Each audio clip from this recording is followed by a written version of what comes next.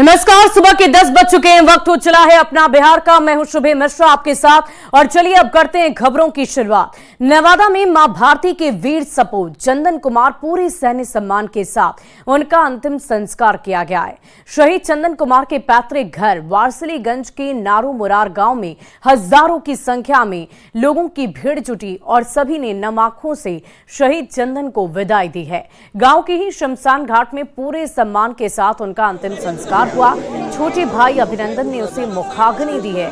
इस दौरान लोगों की भीड़ उमड़ पड़ी, जन सैलाब उमड़ पड़ा। अपने सपूत को अंतिम विदाई देने के लिए लोग घंटों इंतजार करते रहे ताकि उनकी एक झलक देख पाए। पैतृक घर नारू मुरार में जैसे ही उनका शव पहुंचा, पूरा माहौल गमगीन हो गया और सभी की आंखें नम हो गई। सेना के अधिकारियों ने उनके पिता को तिरंगा झंडा सौंपा और बंदूक की सलामी देते हुए उन्हें अंतिम सलामी दी है। अंतिम संस्कार के वक्त लोगों की आंखें नम थी तो दूसरी तरफ सभी को फक्र था कि आज उनके गांव का बेटा मां भारती की सेवा करके वीर गति को प्राप्त हुआ है। तस्वीरें हम आपको दिखा रहे हैं। देखिए कैसे जन सैलाब उमड़ पड़ा है और हर किसी की आंखें नम हैं, लेकिन दिल में फक्र है, गुरूर है कि इस बेटे ने देश के वास्ते अपनी कुर्बानी दी है। और इसीलिए देखिए चंदन को देखने के लिए लोगों की भीड़ एकत्रित हो गई, पूरा शहर उमड़ पड़ा।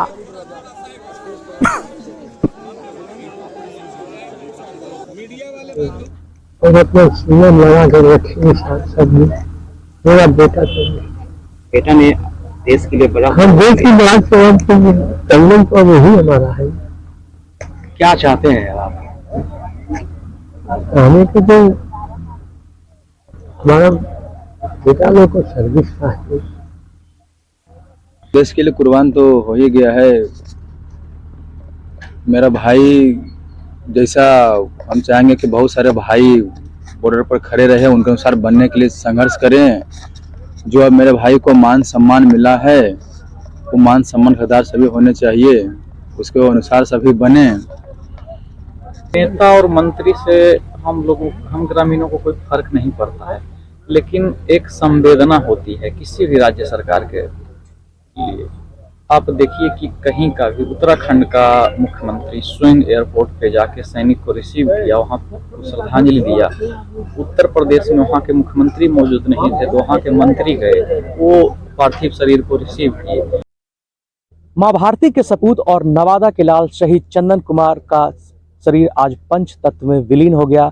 उनके पैतृक गांव नारू मुरार में आज उनका पूरे सैनिक सम्मान के साथ अंतिम संस्कार किया गया, जहां नम आंखों से पूरे ग्रामीणों ने उन्हें अंतिम विदाई दी।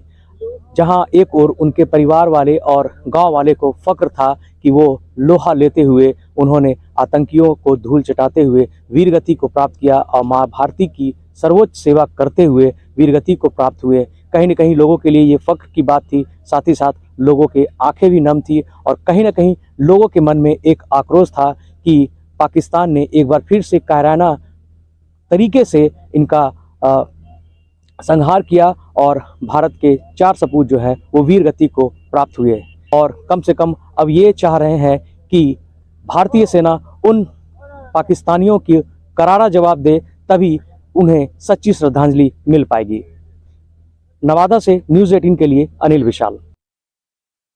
और शहीद चंदन कुमार का अंतिम संस्कार में नहीं पहुंचा कोई भी प्रतिनिधि, ये बड़ी जानकारी आपको दे दें।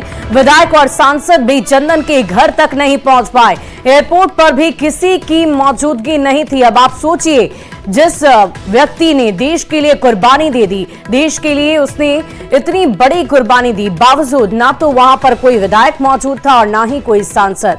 तो फिलहाल ये चर्चा का विषय है कि एयरपोर्ट तक पर भी कोई चंदन को देखने तक नहीं आया और ना ही उसका एयरपोर्ट पर भी उसे श्रद्धांजलि अर्पित की गई, कुछ भी नहीं किया गया। लेकिन नवादा में जहां उनके अपने लोग थे, वहां पर देखिए जन सैलाब उमड़ पड़ा है। लेकिन चर्चा का विषय तो यही है कि क्यों कोई भी विधायक, कोई भी सांसद, कोई भी जनप्रतिनिधि वहां पर नहीं पहुंचा।